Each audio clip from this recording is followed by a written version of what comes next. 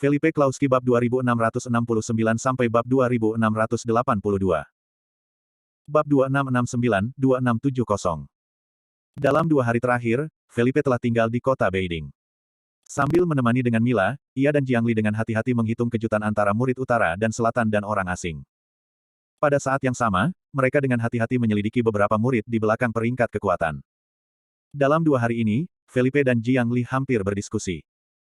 Tuan Klauski Sao, ini adalah daftar peserta dalam konferensi pemuridan 3 hari kemudian. Anda akan melihat dan melihat siapa yang perlu diubah. Pada saat ini, Jiangli memasuki suite dan kebetulan melihat Mila duduk di pangkuan Felipe, terkikik. Felipe mengangguk dan melirik daftar itu. Pandangannya menjadi sedikit jelek. Dia bertanya, apakah orang-orang ini sudah menjadi master dan jenius top di dunia alien murid selatan? Jiangli tampak sedikit malu dan berkata, Tuan Klauski Sao, saya tidak bersembunyi dari Anda, ini sudah jenius yang bisa kami tangani di selatan. Karena perbedaan antara utara dan selatan, selatan memiliki sumber daya bagi murid untuk belajar meningkatkan kekuatan mereka tidak banyak, jadi orang-orang ini telah kehilangan waktu yang paling berharga. Kekuatan mereka saat ini juga perlahan membaik, tidak sebanyak kejeniusan dari utara. Setelah mendengar itu, Felipe mengerutkan kening, melihat daftar ini. Di atas, kecuali untuk dirinya sendiri dan Adas, hanya satu yang merupakan ranah Raja Murid. Wang Ye. Masih pemimpin jejak Wudang. Wudang ini tidak netral atau selatan. Wang, apakah itu satu-satunya Raja Murid? Felipe mengerutkan kening. Jiang Lidao, ya, meskipun dia adalah seorang pendeta Wudang, dia pada awalnya adalah anak muda keluarga kerajaan kota Jinling di selatan. Karena dia tidak menyukai perkelahian terbuka di pusat perbelanjaan sejak kecil, dia memasuki pintu Wudang lebih awal dan disukai oleh para master Wudang. Dia menjadi kakak senior kedua Wudang dan kandidat yang paling menjanjikan untuk menggantikan Wudang. Setelah mendengar ini, Felipe mengangguk dengan diam dan mengikuti, bagaimana kekuatannya. Jiangli tersenyum dan berkata, setiap kali dalam kompetisi, dia juga menyelamatkan permainan untuk selatan kami, agar tidak kehilangan semua. Ini masalah kekuatan. Terakhir kali, dia sudah menjadi murid dari wilayah kelima. Ranah Raja ada di sini. Kali ini, aku takut kalau aku harus meningkatkan banyak hal. Kemungkinan besar akan mencapai ranah Raja Murid di wilayah ke-6. Setelah mendengarkan, Felipe tampak gelap dan mengikuti. Saya ingat, hanya ada satu raja di daerah belakang pintu. Mengapa ada begitu banyak murid raja baru-baru ini? Jiangli menghela nafas dan berkata, Tuan Klauski Sao, Anda hanya kenal satu, bukan yang lain. Muridnya adalah raja, hanya ada satu di satu distrik. Mereka bertanggung jawab untuk menjaga keseimbangan dan stabilitas setiap distrik. Namun, ini bukan atas nama orang lain, tidak ada peluang untuk menjadi raja. Raja didasarkan pada kekuatannya sendiri, tetapi pilihan pintu. Siapapun yang dikenali pintu itu bisa menjadi raja. Raja wilayah itu sebenarnya adalah identitas. Simbol. Ada banyak raja yang meremehkan untuk bersaing demi identitas raja daerah. Setelah mendengarkan penjelasan Jiangli, Felipe juga mengerti. Ini berarti bahwa tidak ada sedikit raja. Melihat apa yang dipikirkan Felipe, Jiangli bertanya ragu, Tuan Klauski Sao, apakah Anda punya rencana untuk kompetisi dalam 3 hari? Untuk menang, Anda setidaknya harus mencari 2 orang dengan kekuatan luar biasa. Tianlong Mountain Villa daftar pertandingan telah diumumkan. Kali ini, para pesaing tidak memiliki perubahan khusus dibandingkan dengan yang sebelumnya. Mereka hanya mengganti orang bernama Cao Shaoqin. Cao Shaoqin. Siapa dia? Felipe mengambil alih daftar kandidat untuk Tianlong Villa dari Jiangli sejak saat itu, dan matanya langsung menatap nama Cao Shaoqin. Ketua Klauski Sao, Cao Shaoqin ini, bukan orang lain. Ia adalah putra dari wakil komandan Cao Ying dari administrasi umum Nonagon. Ia memiliki kekuatan luar biasa. Ia telah memasuki ranah Raja Murid di daerah ke-6 sangat awal. Itu orang yang sulit. Jiangli menjelaskan bahwa ada kekhawatiran yang mendalam di matanya. Meskipun dia tahu bahwa Felipe dan Adas keduanya masuk ke ranah murid raja di daerah ke-6, tetapi Tianlong Villa juga mengeluarkan 2 raja di daerah ke-6 untuk berpartisipasi. Cao Shaoqin adalah salah satunya, yang lain secara alami adalah putra tertua dari keluarga Sang Yu. Oleh karena itu, di pihak Jiangli, Wang Ye, ditambah Felipe dan Adas, serta jenius lain, memiliki peluang 40% untuk menang.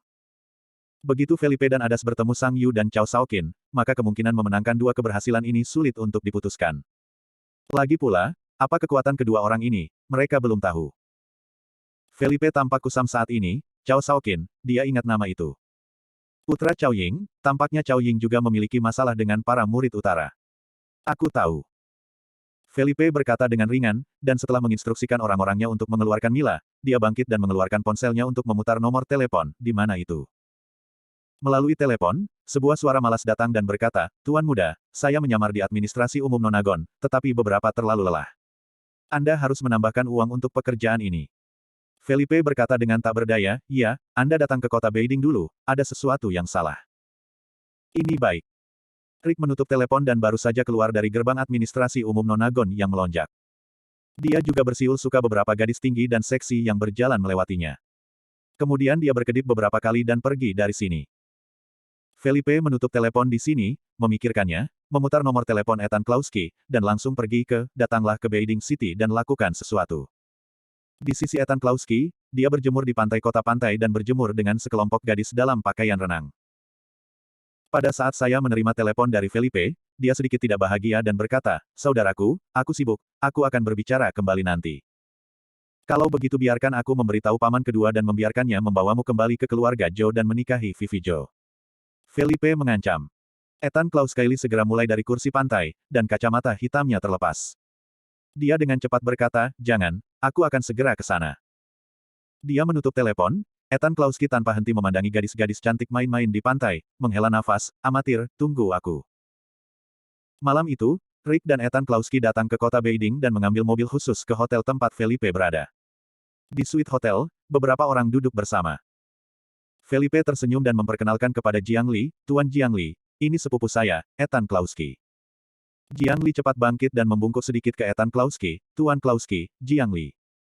Ethan Klauski memukul HC, berjabat tangan dengan Jiang Li dengan kecerobohan, dan berkata, "Tuan Jiang Li, halo. Ini Rick, temanku, yang mahir dalam semua jenis pembunuhan." Felipe kemudian memperkenalkan.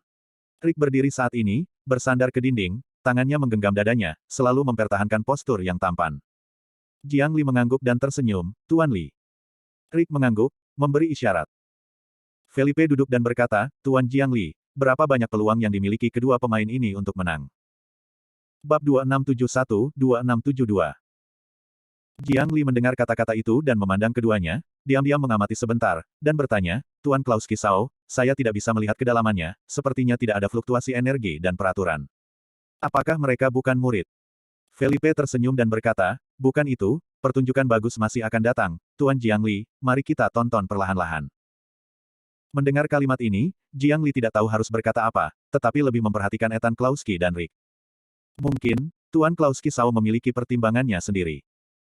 Karena kepala Klauski Sao memutuskan seperti ini, Jiang Li juga tidak keberatan, dengan mengatakan, "Saya akan mengubah daftar dan saya akan menerbitkannya besok."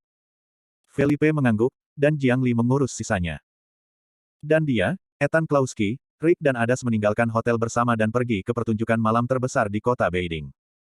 Lagi pula, 4 orang jarang bersama, dan masuk akal untuk keluar dan mengkonsumsi. Pertunjukan malam terbesar di Beiding City bukanlah bar dalam ruangan dan ruang dansa, tetapi sebuah jalan, yang semuanya adalah ruang dansa dan klub pribadi. Di sini, itu adalah jalan terbesar dan paling makmur di Beiding City, penuh dengan cahaya yang menyilaukan, jalanan penuh dengan mobil sport yang menderu, ada juga wanita tinggi dan cantik di pinggir jalan, mereka mengenakan pakaian dan mengantri untuk masuk. Dan di sini, jika Anda ingin mengatakan bahwa yang terbesar dan paling mewah, itu milik Dragon Bar. Ini adalah Gua Xiaojin di kota Beiding. Setiap malam, air mengalir dari Huanglong Bar mencapai puluhan juta. Selain itu, ada pria paling cantik di Beiding. Setengah dari mereka datang dan pergi ke sini adalah Dewi Tinggi dan Panas yang datang untuk menangkap Kaisi. Setengah lainnya, putra-putra kaya dan Qianjin, datang untuk bersenang-senang. Singkatnya, Dragon Bar di Beiding City ini jelas merupakan tempat ikonik. Ketika Anda datang ke kota Beiding, jika Anda tidak pergi ke Huanglong Bar untuk belokan, itu tidak akan berarti apa-apa. Felipe juga diperkenalkan oleh anak buahnya yang akrab dengan situasi setempat, dan kemudian dia datang ke sini dengan Mercedes-Benz dan Adas. Mercedes-Benz di tempat parkir di depan Emperor Dragon Bar, semuanya barang rongsokan. Karena, melihat sekeliling, semua adalah mobil mewah seperti Porsche, GTR, Ferrari, Lamborghini, Bentley. Yang paling mahal adalah Rolls-Royce emas yang disesuaikan secara khusus. Itu mobil milik pemuda Huanglong Bar, senilai 14 juta. Felipe, yang terbiasa dengan mobil-mobil mewah ini, membawa orang-orang langsung ke tempat kejadian. Begitu memasuki pintu, ia dikejutkan oleh musik keras dan telinganya sedikit sakit. Untungnya, dudukan kartu sudah dipesan sebelumnya, jadi Felipe mengikuti anak buahnya langsung ke dudukan kartu, memesan beberapa botol anggur, dan mereka minum dengan Adas. Awalnya, Itu untuk menghabiskan waktu, jadi Felipe dan Adas dan yang lainnya, setelah memesan beberapa botol anggur, hanya duduk dan mengobrol. Kebetulan pada pertemuan ini, 3 gaun bunga berpakaian, mengenakan pakaian seksi, berjalan beriringan dan duduk tepat di samping Felipe, berbicara dengan manis, beberapa pria tampan, datang kepada kami untuk pertama kalinya Huang Long Bar, jika Anda memesan 2 botol Spades A, terlalu banyak minum bir.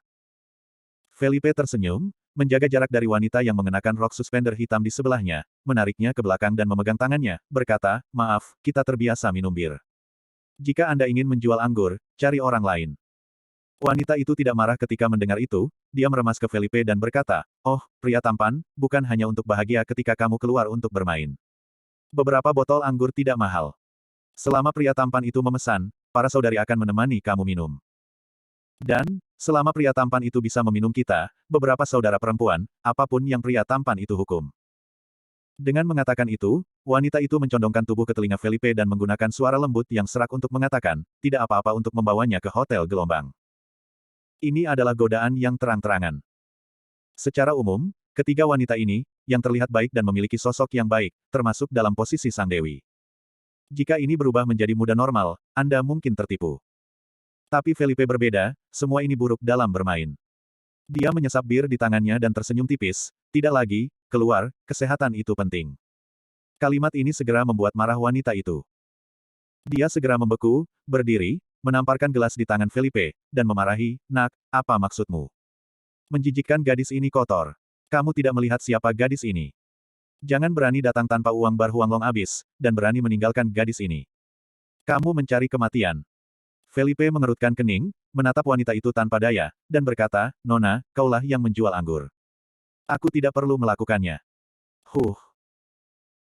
Wanita itu mendengus dingin, tangannya menggenggam dadanya, dan 2 saudara perempuan lainnya juga berdiri di samping wanita itu, menatap Felipe Ping dengan dingin, dan dengan mengejek berkata, Sister Qin, saya melihat mereka berempat, orang-orang miskin datang untuk berpura-pura. Kurasa juga begitu, pria yang hanya minum bir pasti ayam. Ini benar-benar selera. Saya pertama kali bertemu 4 hantu miskin, Suster Qin. Lupakan. Saya pikir generasi kedua orang kaya di sana tampaknya baik.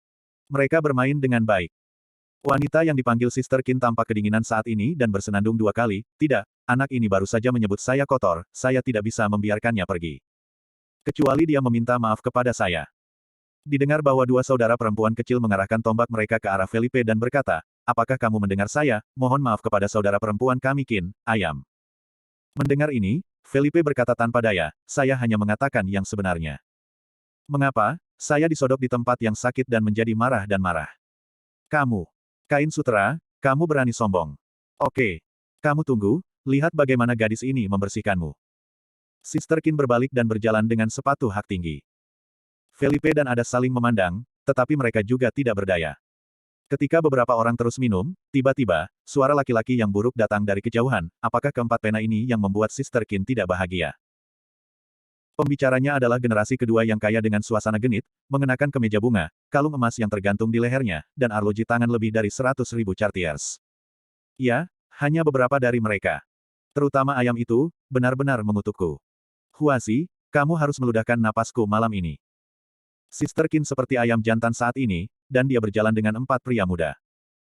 Dalam sekejap, 7 atau 8 orang mengelilingi geladak. Generasi kedua yang kaya dengan tampang yang buruk, menginjak meja kopi, memandang Felipe duduk dengan provokatif, membungkuk, meletakkan tangannya di saku celananya, dan memiliki temperamen yang buruk, mengatakan, hei, bocah bau itu karena kamu membuat saudari kita Qin tidak bahagia. Cepat dan persetan ibumu berlutut dan minta maaf, kalau tidak Tuan Ben akan membunuhmu. Felipe tampak acuh tak acuh, mengangkat alisnya, dan memandangi generasi kedua yang kaya, berkata dengan ringan, aku khawatir kamu tidak mampu membelinya. Bab 2673-2674. Felipe juga sangat tidak berdaya, awalnya keluar untuk bermain, tidak ingin memprovokasi masalah.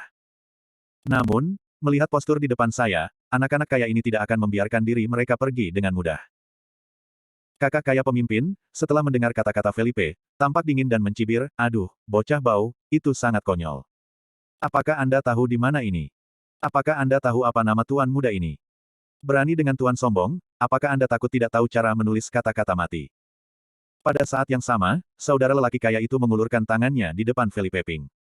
Dia menusuk hidung Felipe beberapa kali, sikapnya sombong.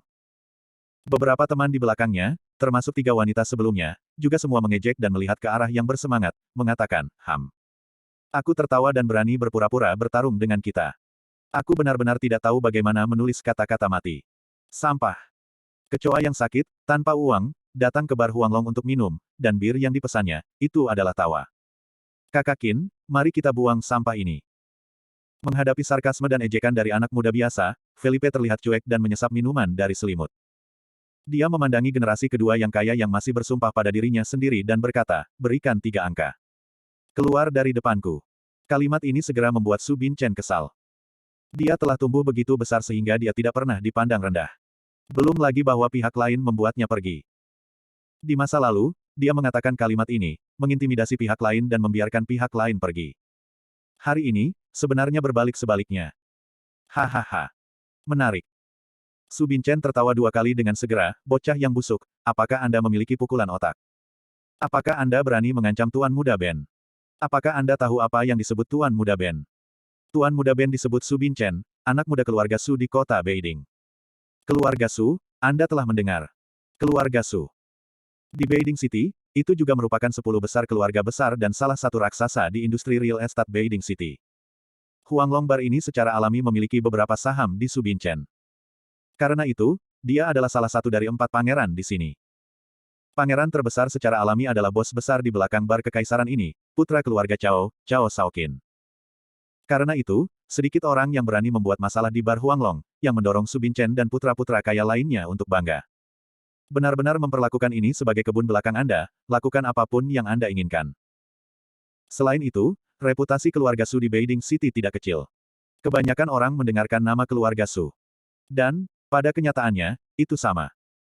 Karena itu, koran pagi Su Bin menerbitkan namanya, yang tidak berhasil dan akan selalu memanfaatkannya. Kali ini, tidak terkecuali alam. Setelah dia mengatakan identitasnya, kebanggaan wajahnya luar biasa, dan dia bahkan mulai berduka pada kakak dan adik lelaki dan perempuan lain di belakangnya. Itu berarti, terlihat cantik, kura-kura tua ini harus berlutut untuk meminta maaf kepada Tuan Muda Ben. Namun, kenyataannya tidak terduga. Felipe benar-benar tidak tertarik setelah mendengar laporan diri Su Binchen, mengatakan, maaf mengecewakanmu. Aku tidak kenal keluarga Su. Masih kalimat itu, aku hanya akan memberimu 3 tuduhan untuk menjauh dariku. 3. Dalam sekejap, Su Binchen marah oleh Felipe lagi. Apa-apaan? Berani mengabaikan nama keluarga Su. Apakah pria ini benar-benar takut akan kematian? Tidak hanya Su Binchen, tetapi juga putra dan saudari kaya Qin yang berdiri di belakangnya semua tertegun. Saya mengandalkan. Apa yang dikatakan ayam ini tadi? Sebenarnya mengatakan bahwa dia tidak mengenal keluarga Su, bukankah itu berasal dari negara asing? Benar saja, ini redneck. Tepat ketika Sister Qin dan yang lainnya memarahi mereka dengan hati yang begitu, Su Bin berkata bahwa dia telah mengambil botol anggur dengan marah, dan Yao Yang Wei berteriak, sialan. Kamu menghitung, jika kamu memiliki spesies, hitung 3, lihat-lihat Tuan Muda Ben berani membuka sendokmu. 2. 1. Felipe menghitung dengan acuh tak acuh.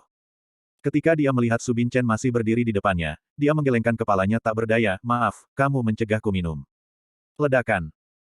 Sama seperti Su Binchen mengangkat botol anggur di tangannya, Felipe sudah memimpin dan langsung memukul gelas anggur di tangannya di wajah Su Binchen. Klik. Bunyi patah tulang hidung yang renyah diikuti oleh lolongan Su Bin yang menyedihkan. Dia menutupi hidungnya yang berdarah langsung dan bersandar, mengejutkan beberapa, dan jatuh ke tanah. Ah! Hidungku! Hidung! Su Binchen berteriak getir. Teman-teman rubah dan teman-teman anjing di belakangnya segera berkumpul dan berteriak, Tuan Muda Su, kamu baik-baik saja. Tuan Muda Su. Beraninya kau melakukannya. Ini Tuan Muda Su. Sebaliknya. Kamu berani melakukan sesuatu dengan Tuan Muda Su, kamu sudah mati. Dalam sekejap, orang-orang ini menunjuk ke arah Felipe. Dan gerakan di sini juga langsung menarik perhatian semua orang di bar. Aku mengandalkan. Aku benar, bukankah Tuan Muda Su Binchen, dia dipukuli. Astaga. Ini adalah Dragon Bar, tidak ada yang berani membuat masalah di sini. Orang-orang ini berani bertarung bahkan dengan Tuan Muda Su yang arogan. Untuk sesaat, ada lebih banyak hiruk-pikuk di bar, dan orang-orang besar semua menyaksikan pergerakan di sini. Felipe menjabat tangannya dengan acuh tak acuh dan berkata, maaf, Tuan Muda Su. Karena kamu tidak mengerti orang, aku hanya bisa membuktikannya dengan tindakan nyata. Saudari Qin di samping dan yang lainnya, ketika mereka melihat tembakan sengit Felipe, juga bodoh. Tuan Muda Su, apa kamu baik-baik saja? Sister Qin menginjak sepatu hak tinggi, berlari, dan membantu Su Binchen berdiri. Pada saat yang sama, dia menatap tajam ke arah Felipe dan berteriak, "Bau. Kamu sudah selesai. Berani bermain Tuan Muda Su, jangan kamu ingin pergi hari ini." Su Binchen berdiri dengan bantuan Suster Qin, tetapi teman itu menyerahkan tisu untuk menutupi hidungnya, menunjuk ke arah Felipe dengan marah dan berteriak, "Anak laki-laki pemalu, kamu berani memukulku, ini adalah pertama kalinya Tuan Muda Ben dipukul oleh kamu, kamu itu sudah mati. Jangan pergi. Aku akan memberitahumu untuk membunuhmu." Hidung Su Binchen sekarat karena rasa sakit. Stimulasi anggur membuatnya merasakan sakit panas di hidungnya begitu dia bernapas. Warna Klauski tidak peduli, dan dia sama sekali tidak mempertimbangkannya. Dia berkata, "Jika Anda ingin memanggil seseorang, tolong." Setelah mengatakan itu, dia berbalik untuk melihat Adas dan yang lainnya, masih minum dengan gembira. Adegan ini membuat semua orang di bar gila. Orang-orang ini terlalu gila. Setelah memainkan Tuan Muda Keluarga Su, aku duduk santai di sana minum. Ini jelas berita besar. Bahkan, banyak orang mulai berspekulasi tentang asal-usul Felipe. Dan Su Binchen telah memutar telepon dan berteriak dengan marah, "Semua orang masuk untuk Lao Su. Semua masuk." Begitu suara itu jatuh, selusin pria kuat dan kuat bergegas dari belakang kerumunan, semuanya berdiri di belakang Su Binchen dan membungkuk, "Tuan Muda Su, apa yang kau katakan padaku?" Su Binchen menunjuk dengan marah pada Felipe dan berteriak, "Singkirkan mereka semua. Terutama yang itu, potong tangan kanan." Bab 2675-2676. Sekelompok penjaga keamanan di Wutuo, yang kekar dan tinggi, memberikan rasa penindasan yang kuat. Mereka bergegas masuk, dan setelah mendengar perintah Su Binchen, mereka mengeluarkan tongkat dari pinggang dan bergegas menuju Felipe. Melihat adegan ini, ejek Su Binchen penuh dengan kata-kata, dan berkata, "Banyak pena. Tunggu kematian. Ben akan menyiksamu sampai mati beberapa saat kemudian." Saudari Qin di samping, juga dikelilingi Su Binchen, berhenti berdarah untuknya. Di sini, Felipe tampak acuh tak acuh, melirik sekelompok penjaga keamanan yang bergegas dengan tongkat dan menggelengkan kepalanya tanpa daya. "Saya tidak ingin menimbulkan masalah, Anda di sini buru-buru mati." Begitu kata-kata itu jatuh, Felipe memercikkan anggur keluar dari gelas baru secara langsung dan langsung ke wajah seorang penjaga keamanan yang merupakan orang pertama yang menanggung noda. Denting.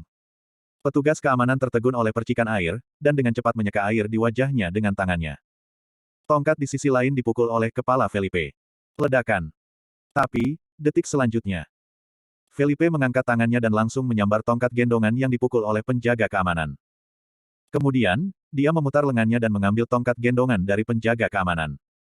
Pada saat yang sama, ia menendang keluar dan menendang lutut penjaga keamanan. Oh! Dengan teriakan, penjaga keamanan itu menderita sakit di lututnya, dan seluruh orang itu langsung berlutut. Pada saat yang sama, tongkat lempar Felipe di tangannya mengenai kepala penjaga keamanan dan menghancurkannya. Membanting. Darah tumpah. Penjaga keamanan menutupi kepalanya yang berdarah dan berlutut di tanah, melolong kesakitan. Adegan mendadak ini juga membuat banyak penonton pria dan wanita terlihat terkejut. Bagaimana situasinya? Petugas keamanan, yang dengan terburu-buru naik, berteriak dengan kepala berdarah di lututnya. Untuk sementara waktu, penjaga keamanan yang semula akan bergegas masuk semua tertegun di tempat itu dan tidak berani melangkah maju. Pria yang duduk di sofa ini terlalu kuat. Hanya satu tatap muka. Keterampilan ini tidak biasa. Melihat ini, Su Binchen menangis dan berteriak, "Apa yang kamu lakukan? Beri Tuan Muda Ben. Hapuskan dia." Su Binchen menggeram di belakang, dan penjaga keamanan yang terkejut itu bergegas lagi. Felipe menggelengkan kepalanya tak berdaya, melemparkan tongkat di tangannya, diikuti oleh mata semua orang yang mempesona. Bang bang bang. Saya mendengar beberapa suara membosankan, dan penjaga keamanan yang bergegas lagi, semua terbang keluar. Tutupi kepala Anda dengan kepala Anda, tutupi lengan Anda dengan lengan Anda. Berteriak, itu satu demi satu. Dari awal hingga akhir, Adas, Ethan Klauski dan Rick tidak melakukan tembakan. Felipe dengan mudah memecahkan keamanan pemandangan ini. Adegan ini membuat semua orang mengambil napas. Mereka semua tahu bahwa Su Binchen dihantam tunggul keras hari ini. Melihat ini, Su Binchen mengulurkan jarinya dan meletakkan penjaga keamanan yang meraung-raung, berteriak, "Saya mengandalkan. Apa yang Anda lakukan? Sayang sekali, banyak dari Anda yang tidak bisa mengatasinya. Saya menghabiskan banyak uang untuk mengumpulkan kelompok. Apakah ini sampah? Rumput."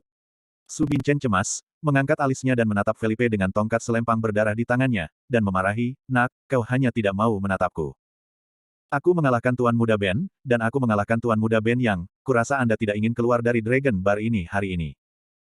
Felipe tersenyum ringan, melemparkan tongkatnya ke tangannya, dan tiba-tiba Su Binchen mundur beberapa langkah, berteriak dengan penuh semangat, kamu. Apa yang akan kamu lakukan? Felipe tertawa dan berkata, Tuan Muda Su, jangan gugup, aku harus menembakmu jika aku ingin memukulmu. Aku tidak ingin menimbulkan masalah. Biaya pengobatan orang-orang ini adalah 500.000 per orang, dan aku akan memberimu 5 juta. 5 juta. Hei, dia tidak buruk. Su Binchen terkekeh beberapa saat, dan berkata, berbohong. Sabi, apakah Anda membuat kesalahan? 5 juta. Dari mana Anda mendapat 5 juta dari Sabi ini? Datang ke Huanglong Bar untuk minum bir, dapatkah Anda punya uang? Mendengar kata-kata Felipe, Sister Qin dan yang lainnya mengikuti sarkasme. Masih 5 juta. Apakah Anda bercanda? Anda tidak mampu membeli sebotol anggur, dari mana Anda berasal dari 5 juta? Iya. 4 rasio buruk, minum bir di sini, berani berpura-pura dipaksa. Tuan Muda Su, tolong katakan padaku untuk memanggil pengawal Su kamu secara langsung dan menahan semua orang ini dengan garpu bodoh. Menghadapi sinisme dan permusuhan dari sekelompok orang, Felipe dengan acuh mengambil kartu dari tangannya dan melemparkannya ke meja kopi, berkata, panggil seseorang untuk menarik uang. Su Binchen melihat ini, wajahnya dingin, dan dia tersenyum dan berkata, oh, benar-benar berpakaian bagus, oke, aku ingin melihat apakah ada 5 juta di kartumu. Bagaimanapun, Su Binchen menyapa seorang pria dan menyerahkan kartu itu langsung ke pihak lain, dengan mengatakan, beritahu bankir, ambil 5 juta. Orang berikutnya segera pergi untuk mengatur. Su Binchen juga memandang Felipe dengan acuh tak acuh, dan berkata, bocah yang menyeramkan, jika kamu tidak bisa mendapatkan 5 juta yuan nanti, kamu tidak akan tanpa ampun jika kamu tidak punya cukup. Felipe tersenyum tipis, tidak mengatakan apa-apa, dan tampak benar-benar acuh tak acuh. Ini membuat Su Binchen marah, menggigit giginya dengan getir. Pada saat yang sama, dia mengedipkan mata ke arah kerumunan. Pria itu adalah pengawal keluarga Su. Mata Su Binchen secara alami memberi isyarat kepada pihak lain untuk memberitahu penjaga keluarga. Dia tidak akan membiarkan Felipe pergi. Tak lama setelah itu, pelayan yang pergi sebelumnya berjalan beberapa langkah dengan tergesa-gesa, menempel di telinga Su Binchen, dan membisikkan beberapa kata. Alis Su Binchen dengan cepat mengembun menjadi satu garis, matanya penuh dengan yang tidak bisa dipercaya. Apa katamu? Benar-benar mengeluarkan 5 juta? Su Binchen bertanya dengan tak percaya. Tanpa menunggu lelaki itu berbicara, staf kedua bank dengan cepat memasuki pintu. Di tangan mereka, mereka membawa koper perak. Dua staf bank langsung pergi ke Felipe, menyerahkan koper, dan membungkuk dengan hormat, Tuan Klauski, 5 juta yuan yang Anda inginkan ada di sini. Kami menerima permintaan Anda sesegera mungkin. Kantor pusat apa artinya ada, tidak peduli berapa banyak keinginan Tuan Klauski, kami akan memuaskan tuan-tuan untuk pertama kalinya. Felipe mengangguk dengan acuh tak acuh, berkata, oke, kembali dan beritahu presiden, dan terima kebaikannya. Tak perlu dikatakan, kartu Felipe secara alami mengejutkan kantor pusat bank ini. Lagi pula, kartu Bank Klauski sangat istimewa. Semua orang yang menonton tercengang. Benar-benar mengeluarkan 5 juta. Selain itu, kata-kata dari dua anggota staf ini jelas penuh dengan rasa hormat terhadap anak itu. Di sisi ini, Su Binchen tampak dingin dan menatap staf kedua bank dengan kesal, bertanya, apakah Anda yakin mereka adalah staf bank? Maka manusiawi, oke. Pada saat yang sama, Felipe memberi isyarat kepada Su Bin berkata, Sao, apakah Anda ingin memesan sedikit? Jika tidak ada yang terjadi, saya akan pergi dulu. Bagaimanapun, Felipe bangkit dan pergi. Tapi bagaimana Su Binchen bisa membiarkannya pergi begitu saja, dan berteriak keras, lambat. Tuan Muda Ben bilang kau lepaskan aku. Bab 2677-2678. Begitu kata-kata Su Binchen keluar, para pria dan wanita yang mengawasi di sekitarnya tahu bahwa Tuan Muda keluarga Su siap untuk mengajar orang-orang ini. Saudari Qin dan beberapa wanita lainnya juga berteriak-teriak saat ini, Tuan Muda Su, jangan repot-repot dengan mereka, sita saja mereka semua dan siksa mereka. Su Bin juga berpikir begitu, menutupi hidungnya dengan tisu untuk menghentikan pendarahan, dengan mencibir di wajahnya, menatap Felipe yang tampak kusam, Yao Yang Wei berkata, kamu adalah pena besar. Mengira kamu memiliki beberapa dolar itu hebat. Mengapa kamu ingin bermain sebagai babi dan memakan harimau? Siapa yang ingin kamu takuti sampai mati dengan suntikan 5 juta? Katakan, Tuan Muda ini tidak kekurangan uang ini. 5 juta, Tuan Muda ini membeli tangan kananmu. Su Binchen berteriak keras, matanya penuh amarah. Pada saat ini, kesabaran Felipe juga dipoles, tangannya dimasukkan ke dalam saku celana, dan dia menatap Su Binchen dengan dingin, dan bertanya, Tuan Muda Su ini, dengarkan kamu, jangan sia-siakan tangan kananku malam ini, apakah Anda siap untuk menyerah? Omong kosong. Tuan Muda Ben menjadi begitu besar dan dipukuli untuk pertama kalinya. Jika kamu membuatku kehilangan muka, kamu harus mematahkan tanganmu dan membuat kesalahan. Jika tidak, apakah aku Su Binchen akan berada di Huanglong Bar? Teriak Su Bin. Felipe mendengarnya, mengangguk dan mengikuti. Saya khawatir Anda tidak sanggup menanggung akibatnya. Apa? Apa yang kamu bicarakan? Kamu tidak mampu menanggung konsekuensi seperti itu. Su Binchen tersenyum, seolah dia mendengar lelucon paling lucu. Diikuti, dia berkata, kalau begitu aku benar-benar ingin mencobanya, apa yang tidak mampu membayar kurang ini. Begitu suara itu jatuh, sepasukan 8 penjaga dengan cepat bergegas ke bar, bersenjata lengkap. Para prajurit semuanya seragam tempur hitam, mengenakan helm taktis dan senjata. Begitu mereka muncul, seluruh bar dengan cepat menjadi tenang.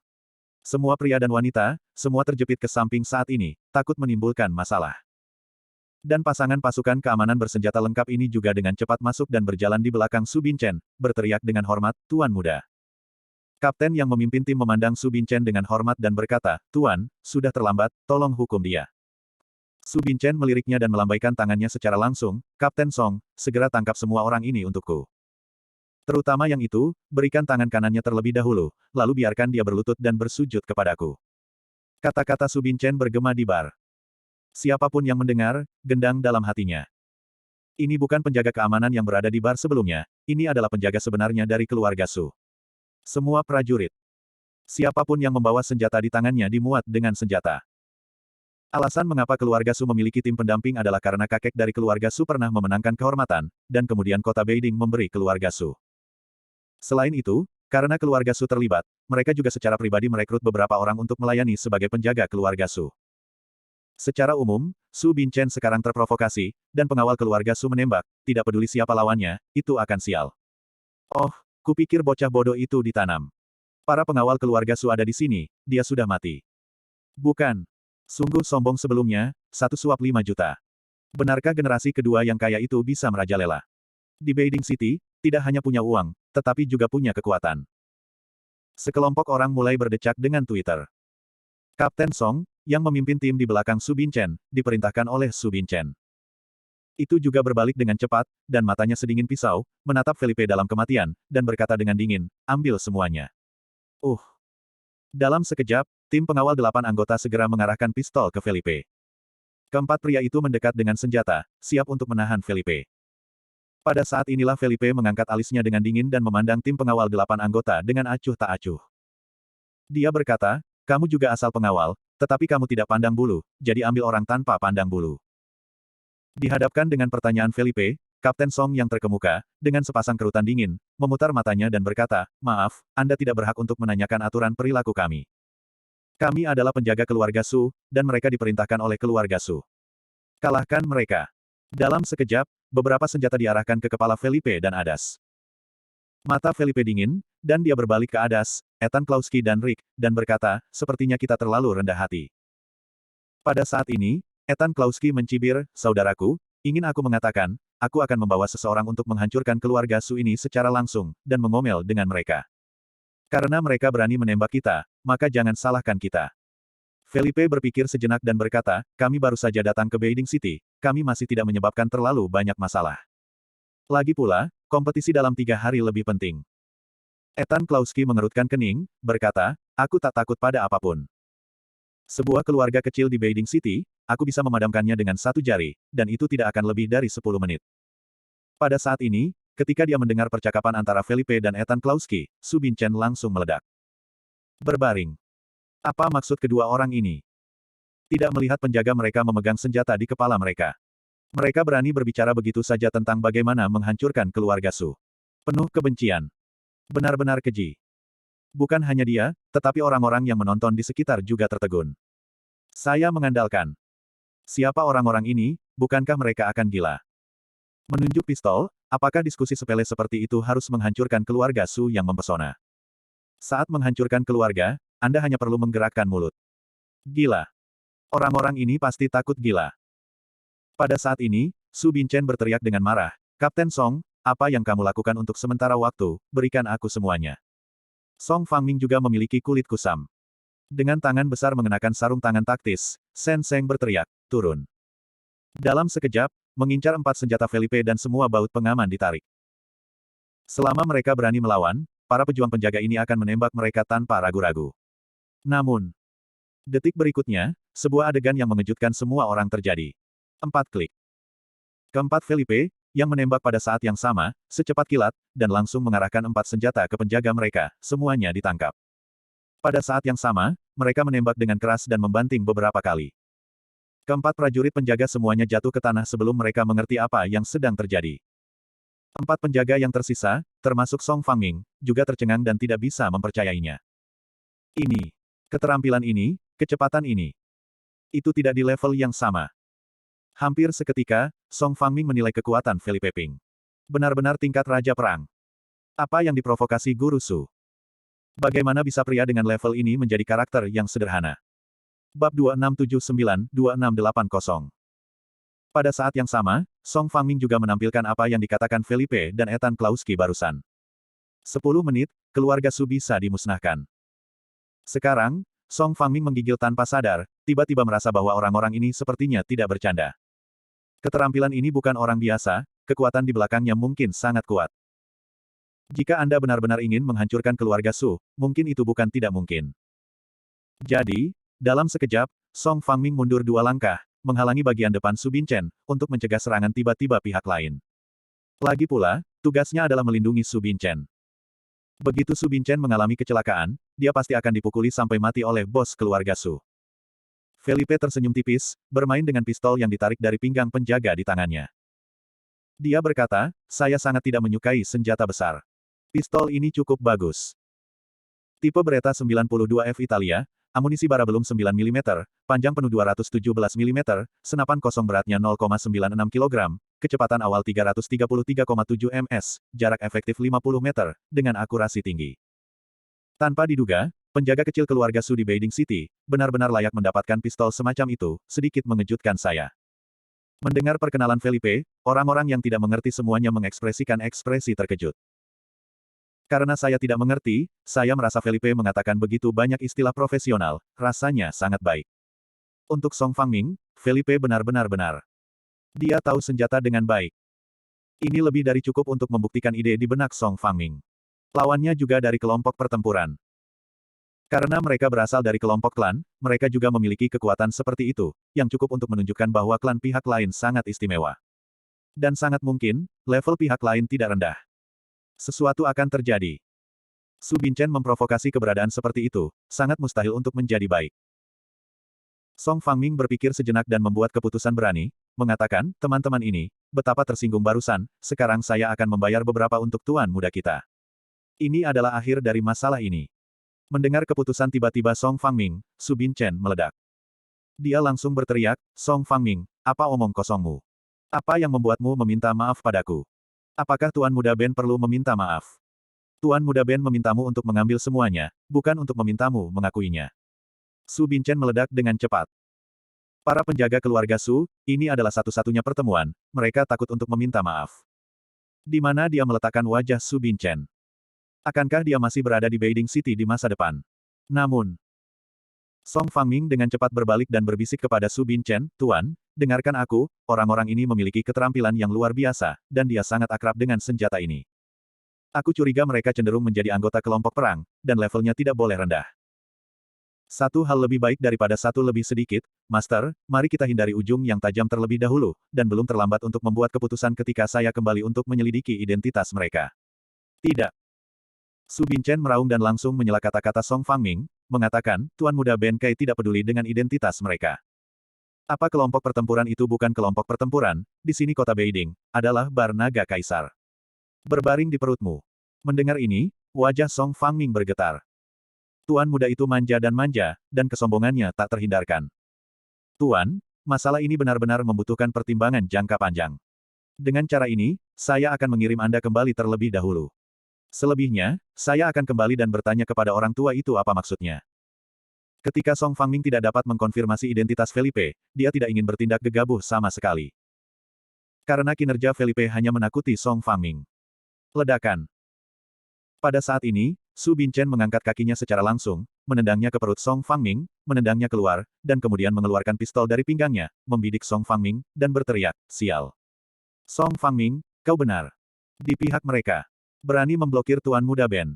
Saya katakan, saya harus menghapuskan beberapa dari mereka malam ini. Saya ingin melihat apa yang bisa mereka lakukan. Setelah menderu, Su Binchen berbalik, pistol di tangannya telah dimuat, dan dia menunjuk ke arah Felipe. Dia berteriak, "Nak, bukankah kamu luar biasa? Sekarang kamu terus menjadi luar biasa. Selama kamu berani mengacau, Tuan Muda Ben akan membunuhmu." Felipe mengangkat alisnya dan memandang Su Binchen tanpa suara, dengan sepasang mata, dengan rasa dingin yang pahit, berkata, "Apakah kamu yakin ingin mengarahkan pistol ke arahku?" Su Binchen tersenyum dan berkata, "Aku tergantung. Apa yang salah denganmu, apa yang kamu lakukan?" Bentak. Akibatnya, kata-kata Su Binchen tidak jatuh, dia melihat kilatan hitam di depannya.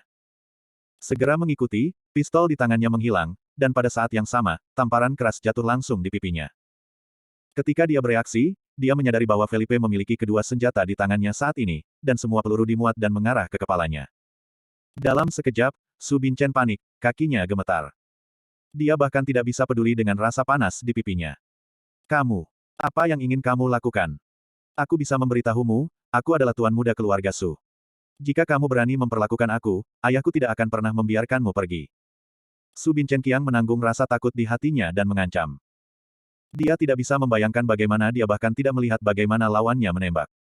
Pistol di tangannya diambil oleh lawan. Felipe terkekeh dan berkata, "Tuan Su, saya telah memberi Anda banyak kesempatan, tetapi Anda tidak menghargainya." Bagaimanapun, Felipe menarik pelatuknya perlahan. Ini membuat Su Binchen ketakutan, bukan hanya dia, tetapi semua orang di sekitarnya juga ketakutan. Percikan. Su Binchen berlutut langsung di tanah, sangat heran, "Memohon ampun, saudaraku, aku salah, tolong jangan tembak, aku benar-benar salah. Aku impulsif." Melihat Su Binchen mengakui kesalahannya begitu cepat, Felipe terkejut. Sekelompok penonton juga jatuh ke tanah. Su Binchen, yang selalu merajalela, begitu gusar dan takut. Itu terlalu memalukan. Felipe dengan dingin menatap Su Binchen yang berlutut di tanah dan berkata, "Kamu cukup cepat untuk mengakui ini." Su Binchen kedinginan dengan keringat di dahinya, dan berkata, "Saudaraku, kau bernapas, tidak bisakah aku salah?" Namun, ketika Su Binchen mengakui kesalahannya, tiba-tiba ada keributan di belakang kerumunan. "Su Binchen, apakah kamu master keluarga di Beiding City?" Terlalu memalukan. Semua orang mendengar suara itu dan berbalik untuk melihatnya. Pada saat ini, sosok emas, di bawah perlindungan 4 pengawal khusus dengan kacamata hitam, berjalan melintasi lantai dansa dan langsung menuju ke depan. Dia tampan, dan mengesankan, dengan tangan di saku celananya, kemeja bunga emas, dan kacamata hitam di wajahnya, yang terlihat sangat sombong. Berbohong. Itu Cao Sao. Bos besar di belakang Huang Longbar. Saya tidak tahu siapa yang berteriak di kerumunan, itu menyebabkan keributan dalam waktu singkat. Cao Shaoqin, pemilik terbesar Huang Longbar, juga pangeran yang paling kuat. Bab 2681-2682. Penampilan Cao Shaoqin langsung menyulut suasana di bar.